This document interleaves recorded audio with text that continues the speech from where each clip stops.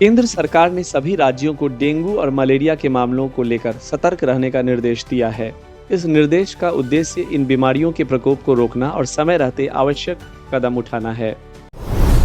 आज देश के नए उपराष्ट्रपति के तौर पर सीपी राधाकृष्णन ने शपथ ग्रहण की।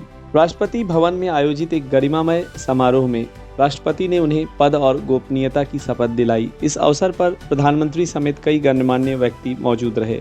राधाकृष्णन के निर्वाचन को देश की राष्ट्रवादी विचारधारा की जीत के तौर पर देखा जा रहा है। उम्मीद है कि वह अपने अनुभव से देश की प्रगति में महत्वपूर्ण योगदान देंगे। उनका निर्वाचन हाल ही में संपन्न हुए उपराष्ट्रपति चुनाव में हुआ था।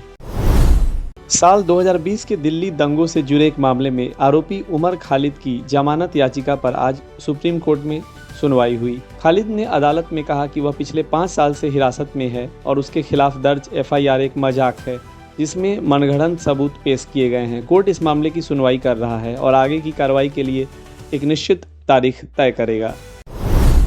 उत्तर प्रदेश के लखनऊ में एक सड़क दुर्घटना में 5 लोगों की मौत हो गई है, जबकि 10 से ज़्यादा घायल हो गए हैं। हादसा तब हुआ जब एक बस एक टैंकर से टकराकर 20 फुट गहरी खाई में गिर गई। पुलिस ने बताया कि ड्राइवर का बस से नियंत्रण हट गया था, जिसके बाद यह दुखद घटना हुई। मणिपुर में यूनाइटेड नागा काउंसिल (यूएनसी) ने अपनी अनिश्चितकालीन व्यापार नाकाबंदी को खत्म करने की घोषणा की है। यह फैसला राज्य सरकार द्वारा भारत म्यांमार सीमा पर चल रहे बाड़ लगाने के विवादित मुद्दों पर त्रिपक्षीय वार्ता फिर से शुरू करने के आश्वासन के बाद लिया गया। इस कदम से राज्य में शांति और सद्भाव बहाल होने की उम्मीद है। कोलकाता पुलिस ने एक देह व्यापार रैकेट का भंडाफोड़ किया है, जिसमें 9 नाबालिगों सहित 11 लोगों को बचाया गया है। इस मामले में एक दंपति और 4 अन्य लोगों को गिरफ्तार किया गया है। पुलिस इस रैकेट के पीछे के पूरे नेटवर्क की जांच कर रही है। बेंगलुरु के शिवाजी नगर में एक आगामी मेट्रो स्टेशन का नाम सेंट मैरी के नाम पर रखने के सुझाव को लेकर विवाद खड़ा हो गया है।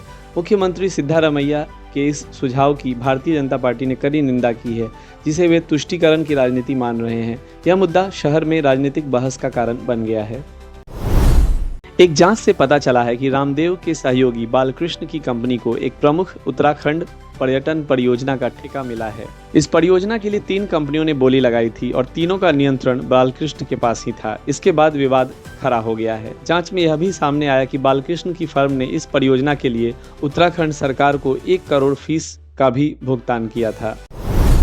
हिमाचल प्रदेश को पूर्ण साक्षर राज्य घोषित किया गया है, जिसके बाद शिक्षा के क्षेत्र में उसकी उपलब्धि की सराहना हो रही है। यह महत्वपूर्ण घोषणा राज्य के लिए एक बड़ी उपलब्धि है और इससे अन्य राज्यों को भी प्रेरणा मिलेगी। आईटी दिग्गज इंफोसिस के निदेशक मंडल ने 18,000 करोड़ रुपए के शेयर बायबैक कार्यक्रम को मंजूरी दे दी है। यह कंपनी के इतिहास का अब तक का सबसे बड़ा शेयर बायबैक है। इस खबर के बाद आज सुबह कारोबार में कंपनी के शेयरों में 1% से ज़्यादा की तेजी देखी गई। बायबैक की कीमत 1800 प्रति शेयर तय की गई है, जो मौजूदा बाजार मूल्य से 19% अधिक है। इससे करीब 26 लाख शेयरधारकों को फायदा होगा।